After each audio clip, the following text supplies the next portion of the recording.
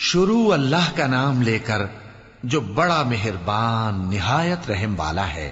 جو لوگ کافر ہیں یعنی اہل کتاب اور مشرک، وہ کفر سے باز رہنے والے نہ تھے یہاں تک کہ ان کے پاس کھلی دلیل آ جائے، یعنی اللہ کا ایک پیغمبر جو پاک اوراق پڑھ کر سناتا ہے جن میں مستحکم آیتیں لکھی ہوئی ہیں، اور اہل کتاب جو فرقوں میں بٹے ہیں تو دلیل واضح کے آنے کے بعد ہی بٹے ہیں، حالانکہ ان کو حکم تو یہی ہوا تھا کہ اللہ کی عبادت کریں، اطاعت کو اسی کے لیے خالص کرتے ہوئے یکسو ہو کر، اور نماز قائم کریں اور زکوٰۃ دیں، اور یہی مضبوط اصولوں والا دین ہے۔ جو لوگ کافر ہیں یعنی اہل کتاب اور مشرک، وہ دوزخ کی آگ میں پڑیں گے اور ہمیشہ اسی میں رہیں گے۔ یہ لوگ سب مخلوق سے زیادہ برے ہیں۔ بے شک جو لوگ ایمان لائے اور نیک عمل کرتے رہے وہ تمام خلقت سے بہتر ہیں۔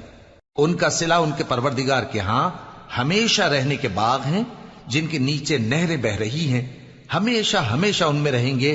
اللہ ان سے خوش اور وہ اس سے خوش۔ یہ صلہ اس کے لیے ہے جو اپنے پروردگار سے ڈرتا ہے۔